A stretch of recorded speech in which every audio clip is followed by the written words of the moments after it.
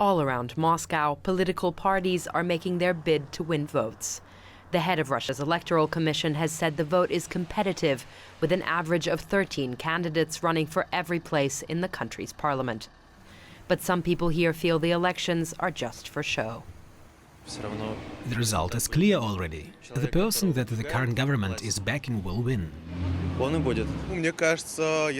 I think that if everyone just decides not to vote, then nothing will change. By voting, I want to express my political opinion. I don't believe in all these games. Ahead of the elections, there has been a broad crackdown on critical voices in Russia after nationwide protests against the arrest of opposition politician Alexei Navalny. His organizations have been declared extremist. Several Kremlin-critical media outlets, like the TV station Dozhd, have been declared foreign agents. Others have had to close.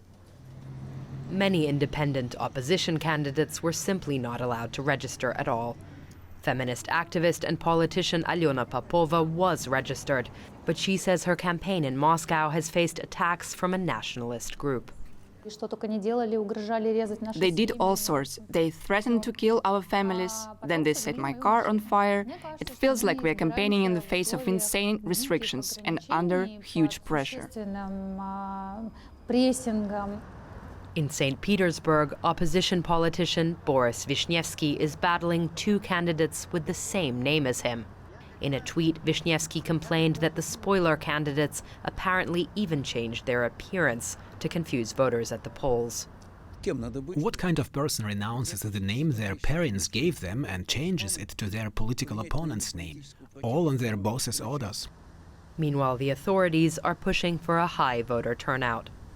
Across Russia, voting is spread out over 3 days, and in some regions, people can even vote online.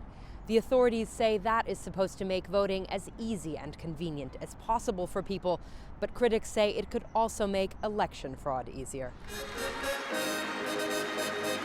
Experts say a strong result for the ruling United Russia Party is particularly important in these elections because the vote is all about Vladimir Putin. Last year, he initiated constitutional changes that allow him to remain president. But the changes kicked off a debate about Putin's future and whether he really will stay on. I think it's clear that Putin is keeping his options open. I think he doesn't want to be president forever and is thinking of naming a successor at the right time. These elections are like a rehearsal before the presidential elections in 2024. Observers argue that now Putin wants to pave the way for his own future, and that's why he needs a loyal parliament and a smooth election.